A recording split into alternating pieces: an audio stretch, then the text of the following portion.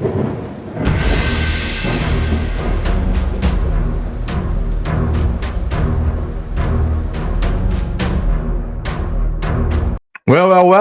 Looks like we got another reboot in the works.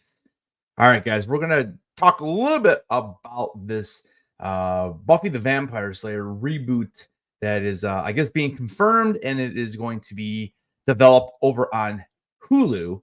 And so we're going to talk a little bit about that today. Hey, guys, stick around to the end of the video. I got something really, really cool to finally show you guys.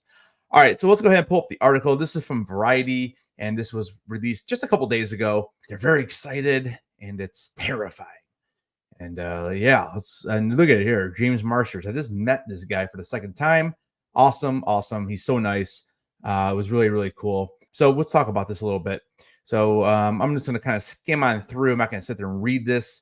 I will link this in the description down below if you want to read the entire article for yourself. But basically, it's saying that it is the most 2020 thing ever to have a Buffy the Vampire reboot.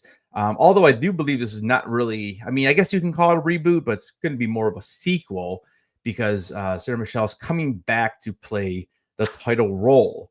It's the updating a beloved TV series from the last 4 decades with at least some of the original cast has been a thing that's been happening a lot lately.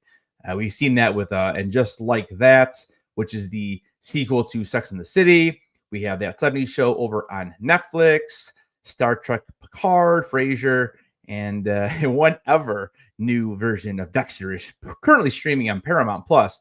And you can actually see Sarah Michelle Gellar right now over there on Paramount Plus as she is playing a smaller role, but she is in pretty much every episode in the brand new Dexter Original Sin.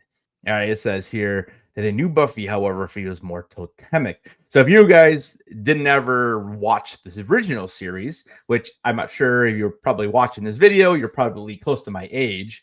So this was probably one of the first shows I watched that kind of had that continuous storyline that kind of built up. And, you know, as we got to the later seasons, you definitely saw that the whole season as a whole kind of was one continuous story.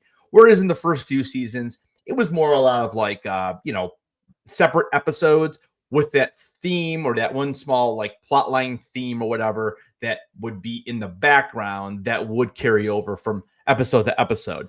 So after being on the WB for the first 5 seasons, it then was brought over to Fox for the final 2 seasons. Let me know down in the comments if I'm wrong about that, but I'm pretty sure the Fox ran it for 2 years. You know, it may have only been 1 year too, actually. But the article goes on and talks about how the show became so popular, and it took the horror movie Final Girl into the kick-ass hero who literally slays her demons, and structuring its story over season-long arcs that culminate in a climactic final showdown. And yes, that was the one thing about the show, is that there was always a new big bad, if you will, in each of the seasons that they had to take care of. And what was really amazing about the show is it really did kind of lead the way for all of these other shows. And you can see them listed here on the screen. I mean, we got Supernatural, True Blood, Alias, Once Upon a Time, Vampire Diaries, Teen Wolf, Magicians, Jessica Jones. You know, they even have Game of Thrones on here.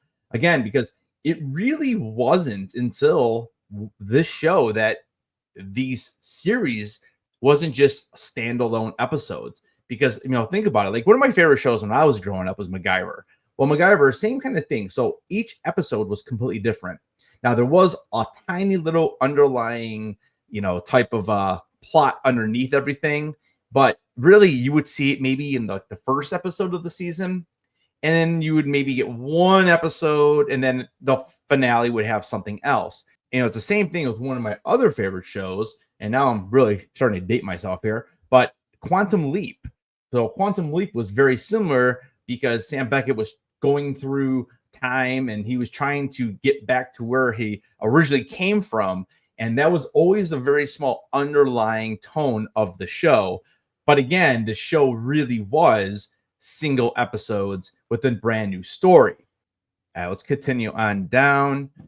See what else we have to say here. I'm trying to see if there's any information about possible cast. It's kind of talking a little bit more about it, like how it used to be like a monster of the week type deal, but again with an underlying tone. And they brought and this was one of the most unique things that Josh Whedon was able to bring to the show, was they really did mix the funny and the scary, and actually a lot of sadness too. And he was able to do this in one scene, which was really incredible. And Joss Whedon went on to direct the original Avengers, which still, is one of my favorite Marvel movies of all time. So it looks like they do have the showrunners. The showrunners will be Nora Zuckerman and Lila Zuckerman, and they were both part of Poker Face, which I never watched, and then Oscar winner director Chloe Zhao of Nomadland. And down here we have the premise. It says focusing on a new Slayer guided by Gellar's Buffy Summers. And so, yeah, this is what it's going to basically be about. So Giles probably is not going to return. And if he does, it'd probably be more like a cameo. All right, so here we go. So maybe a slight spoiler alert if you have not seen the series, but the dread, good God, the dread. Let's start with the nerdiest concerns. When Buffy the Vampire Slayer concluded its 7-season run in 2003, it upended its underlying mythology. And see, each generation, a Slayer is born until she dies, and a potential Slayer replaces her by transforming all potential Slayers into actual ones. Will this still be the state of the world when the new show begins? If so, how can we follow one new Slayer if there are a whole bunch of them staking vamps as well? If not, how can the revival satisfactorily retcon one of the best series finale twists of the last 25 years? For that matter, will the revival incorporate the Buffy comics that continue the story over 5 more seasons, in which Buffy destroys the seed of all magic on Earth and things get even crazier from there? So there was a Buffy comment that ran for quite a while, and I know that they did kind of, like you said, it says right here, crazier. That a lot of crazy things happened, and so I don't know if that is considered canon. And then actually right here, it does say those sequel comics, by the way, were largely overseen and often written by Josh Whedon, who first created Buffy when he wrote the 1992 feature film of the same title, starring Christy Swanson. So yeah, if you did not know, this was actually the same director, Josh Whedon, and he actually produced it and created the film, and that starred Christy Swanson, I believe it was Donald Sutherland, and actually the late great Luke Perry. The article does go on and talk a little bit about some allegations of misconduct against Josh Whedon, and so you guys, I'll let you guys read that part yourself.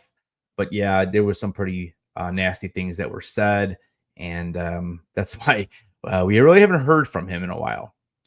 But without Whedon, can Buffy still feel like Buffy? Well, I think obviously yes. Plenty of other writers were instrumental to the success of the show. The character and the wider world she inhabits have been so robustly established that skilled storytellers should be able to conjure its spirit without bringing forth some kind of terrible, rebooty demon thing. Yeah, we don't want the same thing just with younger actors. So I agree with that 100%. Really, though, the question shouldn't be if Buffy can return without Whedon.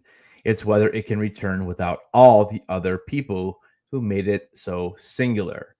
And then the article goes and talks about some of the other cast members. We had Michelle Trachtenberg, who played her sister Dawn.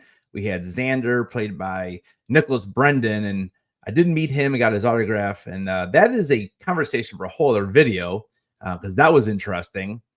Here, then, we talk a little bit about David Boreanaz, who played Angel, and also James Marsters, who I mentioned earlier, who plays Vampire Spike. Now, what's interesting, they do mention this, and that's actually a good point because it's been over 25 years.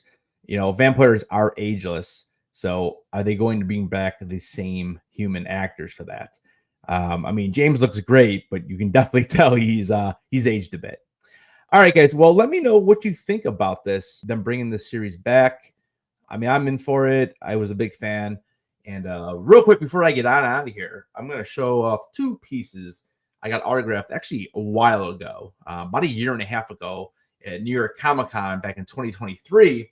and I just never had cases for it. So they kind of just been laying out because they are carded figures. So this is what the case looks like. Now I had to get them especially made because they didn't have anything quite this size. And this is pretty large. And again, if you saw my other video, I talked about these. These are from AFA, and you can just slide the bottom out. And then they have these rails inside there. And then the figure will slide right in. And so then we kind of slide it back in, and we're all set. So this one here you can see is signed by Charisma Carpenter, and she plays Cordelia. And then the second one here is signed by Juliet Landau, who plays Drusilla and ends up becoming a vampire. All right, guys, thanks so much for watching the video. Don't forget to keep those heads on, and I'll see you guys in the next video.